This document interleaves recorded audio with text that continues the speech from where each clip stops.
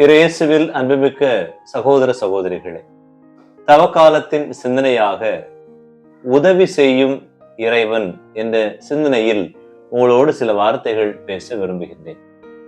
தவக்காலத்தில் நாம் பிறருக்கு பல வழிகளில் உதவிகளை செய்வது வழக்கம். எனவே இந்த உலகில் வாழுகின்ற எல்லா மனிதர்களும் யாராவது தங்கள் தேவைகளில் உதவி செய்ய மாட்டார்களா என்ற ஏக்கத்தோடும் என்ற ஆவலோடும் காத்திருப்பது வழக்கமாகும். எனவே இந்த தவக்காலத்தில் நாம் பிறருக்கு உதவி செய்வதும் பிறர் நமக்கு உதவி செய்வதையும் விரும்புகின்ற மனிதர்களாகவே நாம் அனைவருமே இருக்கின்றோம். எனவே இந்த இரண்டையுமே இறைவன் நமக்கு செய்கிறார். நம்முடைய தேவைகளில் எல்லாவற்றிலும் கடவுள் நமக்கு துணை இருந்து நமக்கு உதவி செய்பவராகவும், நாம் செய்கின்ற உதவிகளை எல்லாம் அவர் பார்த்து பார்த்து அதன் பொருட்டு நமக்கு இன்னும் பெருவாரியான உதவிகளை, நன்மைத்தனங்களை வழங்குகின்ற இறைவனாக நம் இறைவன் இருக்கின்றார். முதலாவதாக, இறைவன் உதவி செய்பவர் என்பதற்கு எபினேசர் என்று சொல்லப்படுகிறது. இதை 1 சாமுவேல் புத்தகம் 7வது அதிகாரம் 12வது இறைவார்த்தையில், சாமுவேல் ஒரு கல்லை எடுத்து அதை மிஸ்பாவுக்கும் சொனாவுக்கும் நடுவில் நிறுத்தி, ஆண்டவர் இதுவரை நமக்கு உதவி செய்தார் என்று கூறி அதற்கு எபனேசர் என்று பெயரிட்டார். எனவே இறைவன் உதவி செய்பவர், உதவி செய்கின்ற இறைவனை நாம் எபினேசர் என்று அழைக்க வேண்டும் என்பதை விவிலிய குறிப்பு நமக்கு சுட்டி காட்டுகிறது. எனவே கடவுள் சாமுவேலுக்கு உதவி செய்தது போல இந்த உலகில் பிறந்து வாழ்ந்து கொண்டிருக்கின்ற எல்லா மனிதர்களுக்கும் அவர் உதவி செய்து கொண்டே இருக்கிறார். எனவே அவருடைய உதவி எப்படிப்பட்ட உதவியாக இருக்கிறது, எப்படிப்பட்ட நேரங்களில் இறைவன் நமக்கு உதவி செய்கிறார் என்று சிந்திக்கின்ற போது, முதல் சிந்தனையாக சோதனைகளில் இறைவன் நமக்கு உதவுகிறார். எபிரேயர் புத்தகம் 2ஆம் அதிகாரம் 18வது இறைவார்த்தை சொல்லும், தாமே சோதனைக்கு உள்ளாகி துன்பப்பட்டதனால் சோதிக்கப்படுவோருக்கு உதவி செய்ய அவர் வல்லவர். ஆண்டவர் இயேசு கிறிஸ்து சோதனைகளுக்கு உள்ளாகி அவர் வேதனைகளை தாங்கிக் கொண்டபடியால் இந்த உலகில் சோதனைக்கு உள்ளாகின்ற எல்லா மனிதருடைய வேதனைகளையும் சோதனை நேரங்களையும் அதனுடைய வலிகளையும் உணர்ந்த இறைவன் நமக்கு உதவி செய்கிறார் என்பதை இந்த இறைவார்த்தை நமக்கு சொல்லுகிறது. எனவே இதைத்தான் 2 பேதுரு புத்தகம் 2ஆம் அதிகாரம் 9வது இறைவார்த்தையில், இறைப்பற்று உள்ளவர்களை சோதனையிலிருந்து விடுவிக்கவும் நேர்மையற்றவர்களை தண்டனைக்குள்ளாக்கி இறுதி தீர்ப்பு தள்ளுவரை நாள் வரை வைத்திருக்கவும் ஆண்டவருக்கு தெரியும். எனவே சோதனைக்கு, இந்த உலகில் சோதனையிலிருந்து விடுவிக்கின்ற இறைவனாக நமது இறைவன் இருக்கிறார் என்பதை இந்த இறைவார்த்தை நமக்கு சொல்லித் தருகிறது.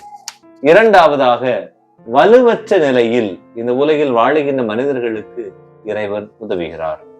ரோமேயர் புத்தகம் 8ஆம் அதிகாரம் 26வது இறைவார்த்தையில், தூய ஆவியார் நமது வலுவற்ற நிலையில் நமக்கு துணை நிற்கிறார் என்று சொல்லுகிறார். எனவே வலுவற்ற நிலையில் இருக்கின்ற மனிதர்களாகிய நம் ஒவ்வொருவருக்கும் இறைவன் துணையாளராம் தூய ஆவியானவரை கொடுத்து அவர் நமது வலுவற்ற நிலையில் நமக்கு உதவுகிறார். எனவே இந்த உலகில் எல்லா மனிதர்களும் வலிமையோடு, சக்தியோடு, ஆற்றலோடு இருக்கின்றார்களா என்றால் இல்லை. வலுவற்ற மனிதர்கள் இந்த உலகில் உண்டு. இந்த உலகிலே வாழுகின்ற மனிதர்கள் பல்வேறு நிலைகளில் அவர்கள் பலவீனப்பட்டு சோதனைகளுக்கு தங்களையே அடிமையாக்குகின்ற மனிதர்கள் உண்டு. எனவேதான் இறைவன் சொல்கிறார், 1 கொரிந்தியர் புத்தகம் 1வது அதிகாரம் 27வது இறைவார்த்தையில், வலியோரை வெட்கப்படுத்த வலுவற்றவை என உலகம் கருதுபவற்றை அவர் தேர்ந்து கொண்டார். எனவே வலுவற்ற தன்மையில் மனித தன்மை இறைவன் ஏற்றது போலவே வலுவற்ற மனிதர்களாகிய நம் ஒவ்வொருவருக்கும் இறைவன் உதவுகிறார். எனவே 2 குறிப்பேடு புத்தகம் 14ஆம் அதிகாரம் 11ஆம் இறைவார்த்தை சொல்லும், ஆண்டவரே வலியோனை எதிர்க்கும் வலிமையற்றவனை காப்பவர் உண்மை என்று எவரும் இல்லை, எங்கள் கடவுளாம் ஆண்டவரே என்று சொல்கிறார்.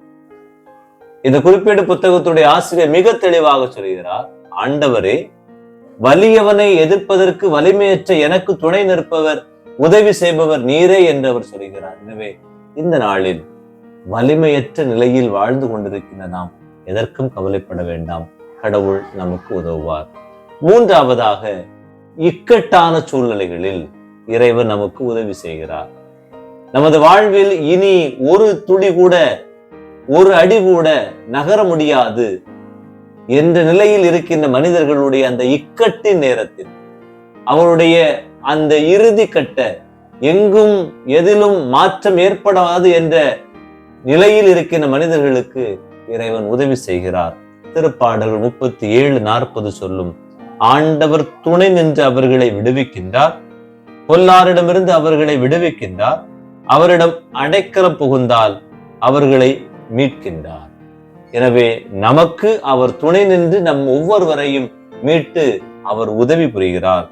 திருப்பாடல்கள் 107:6 சொல்லும், தம் நெருக்கடியில் ஆண்டவரை கூவி அழைத்தனர், அவர்களுக்குற்ற துன்பங்களிலிருந்து அவர்களை அவர் விடுவித்தார். எனவே நெருக்கடி வேளையில் ஆண்டவரை நான் கூவி அழைத்தேன், ஆண்டவர் எனக்கு உதவினார் என்று சொல்லப்படுகின்ற இந்த இறைவார்த்தையை தவிர வேறு எந்த இறைவார்த்தை நமக்கு தேவை? எனவே அன்பிற்கினியவர்களே, இந்த உலகில் வாழுகின்ற நாம் சோதனை நேரங்களாக இருக்கலாம், வலுவற்ற நேரங்களாக இருக்கலாம், அல்லது இக்கட்டான சூழ்நிலைகளாக இருக்கலாம்.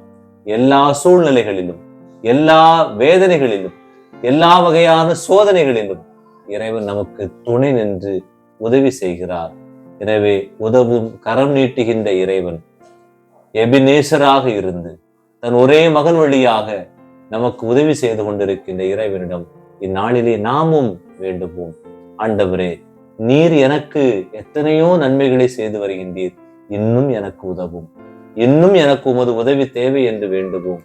அதே வேளையில் நாம் இந்த உலகில் வாழுகின்ற போது நமது கண்களுக்கு முன்பாக சோதனையில் கஷ்டப்படுகின்ற மனிதர்கள், இக்கட்டான சூழ்நிலைகளில் வாழுகின்ற மனிதர்கள், வலுவற்ற நிலையில் எல்லாவற்றையும் இழந்து நிற்கின்ற மனிதர்களுக்கு நாமும் உதவி செய்வோம் என்ற உணர்வோடு ஜெபிப்போம்.